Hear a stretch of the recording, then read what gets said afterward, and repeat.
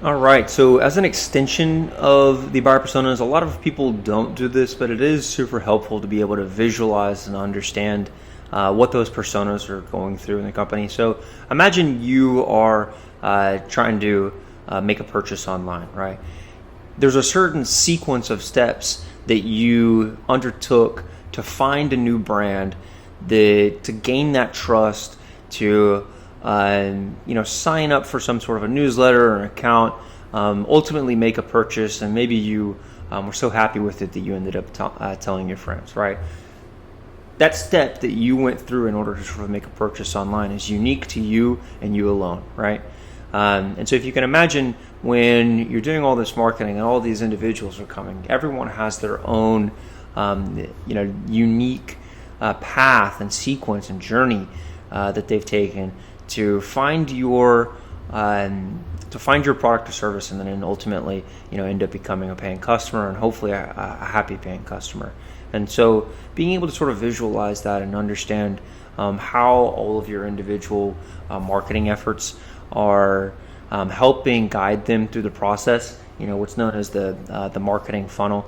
And so if you're not familiar with the funnel, the top level, there's 6 stages: awareness, acquisition, activation, retention, revenue, and referral. And so just a brief definition: awareness would be like, initial contact with a brand. So you found an advertisement or you found a blog post that brought you to that new website that you've then sort of interacted with some page, and then tried to learn more potentially. And so acquisition might be sort of you've been acquired and that you signed up for an email form or signed up for an account. Activation is you're actively using the service, meaning that you're interacting with the newsletter and coming back to the website. Retention, that you're actually using the service, potentially if it's a software company, is that you're logging in and actually gaining value from it. Revenue, obviously a purchase event, and then referral, sort of telling other people about it. And so being able to sort of visualize that for each of those individual personas is super helpful, even if it's at the general level, because it helps you plan all of your marketing activities to be specific, personalized, and customized for each individual based upon behavioral characteristics or demographic characteristics. And so being able to sort of personalize that is insanely helpful to improve conversions, because if you are a black male in your mid-30s versus a Asian female in her 20s, you might be having sort of a different experience or wanting a different experience if you end up coming to a brand website, right? So you want to sort of see different messaging because you sort of, maybe you're searching different products if it's an e-commerce website, obviously, right? Or if you're for different roles from within a company, then you don't want to sort of see content that is meant for marketing managers as a CEO. And so those experiences can vary and be very important for personalization reasons. So we have 2 parts here. One is the journey map, right? So you want to understand where the brand's goal is versus the buyer's goal. So the brand's goal, raise awareness. Buyer's goal, a lot of times, to get education. So being able to sort of pinpoint what your goal versus their goal at each stage of the process, what the user is thinking. Can it help me? What is this? Should I trust this? And so there's this process to sort of gain trust with new customers. It isn't all the time that somebody comes in and says, "Oh, I'm going to make a purchase immediately," right? It's sort of a slow dance, if you will, to sort of gain trust for access to one thing, and then slowly build towards something that's a revenue and referral. The content, this is where it's probably the most, one of the more important aspects, because it reflects back to your implementation process. So, what content are you sending them? Are you doing social advertisement? Are you going to do blog posts?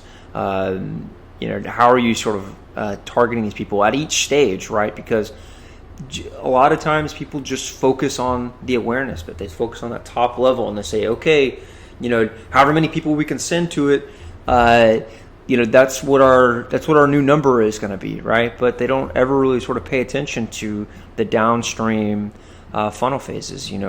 where somebody, might become a customer if you just sort of sent them over a little bit more information, timely information, and stepped in, maybe for higher price point products with a demo or a consultation.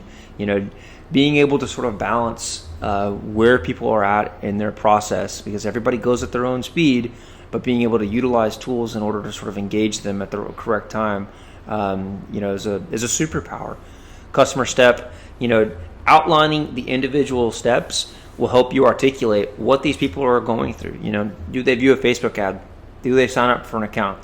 Are they then put into an email sequence that has, maybe some sales aspect to it as well? Maybe you want to have them interact with the email sequence a few more times to see how activated they are. Are they inviting users? So key product analytic points. So being able to map out what these people are going through, what a successful journey looks like, what a failed journey looks like, so that you can map out when somebody is disengaged is important as well. Sales touch points, if you have any, and then the time frame. So how long does it take them to sort of get through this, right?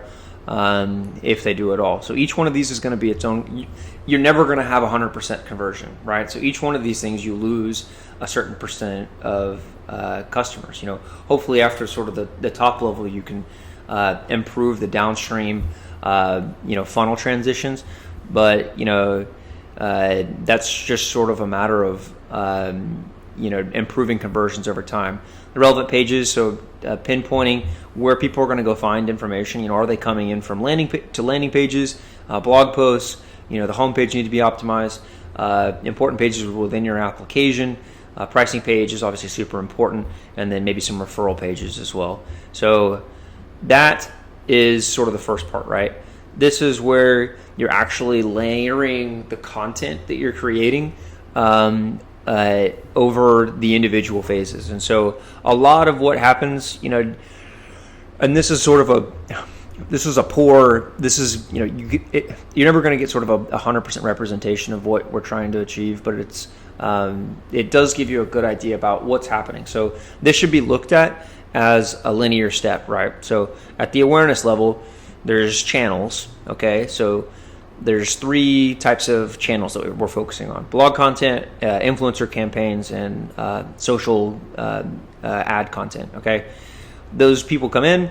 There's 2 ways to capture this, right? So we have a chat support on our website that they can interact with us, and we also have email subscribe forms, and we also have an account creation that shouldn't be left off there.